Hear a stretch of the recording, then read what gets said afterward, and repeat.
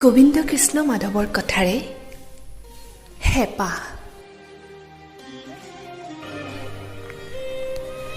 মানসিক অৱসাদ দূৰ কৰিবলৈ আপুনি চিগাৰেটৰ ধোঁৱাৰ কুণ্ডলীত বিলীন নহ'লেও হ'ব। আপোনাৰ ওঠক মোৰ ওঠত উমলিবলৈ দিব।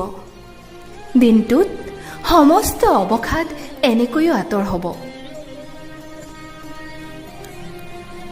জীৱন যাত্ৰাত ভাৰাক্ৰান্ত হৈ আপুনি মদৰ লাগীত নিজকে পাহৰি নগ'লেও হ'ব। প্ৰতি পুৱা আৰু আবেলিৰ চাহকাপ মোৰ লগত খাব। জীৱন যাত্ৰাৰ পথ এনেকৈ মধুৰ হ'ব। সহযাত্ৰী আৰু সাহস বুলিবলৈ মোৰ হাতখনত প্ৰতি পল খামুচি নধৰিলেও হ'ব। মাত্ৰ যেতিয়া আমি ভিৰৰ মাজত আবদ্ধ হ'ম, মোৰ সন্মুখত আহি পাহাৰৰ দৰে থিয় দি থাকিবচোন।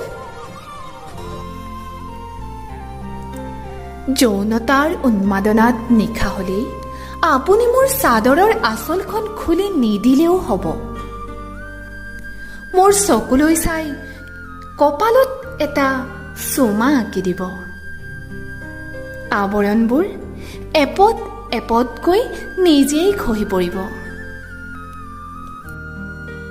ভাগৰ আৰু যন্ত্ৰণাই মোক হেঁচি ধৰিলে আপুনি নিশাৰ টোপনি ক্ষতি কৰি কষ্ট নকৰিলেও হ'ব। বুকুতে সাৱটি মোক কঁকালত খামুচি ধৰিব। খন্তেকতে মোক আকৌ সতেজ ৰূপত পাব। মিঠা মিঠা কথাৰে মোৰ মন ভাল লগাবলৈ আপুনি জোনাক নিশাত গীত অথবা কবিতা নুশুনালেও হ'ব। কোলাতে বহুৱাই মোক জোৰেৰে সাৱটি ধৰিব। বুজি উঠিম তাতে আপোনাৰ মোলৈ ভালপোৱা কিমান। সুগন্ধি দিবলৈ মোক বজাৰৰ পৰা আনি আপুনি নামী দামী পাৰফিউম উপহাৰ নিদিলেও হ'ব। মাত্ৰ প্ৰতি পুৱা মোক এটি আলিংগন কৰিব। আপোনাৰ পুৰুষ সুলভ গোন্ধই মোক সুবাস সানি দিব।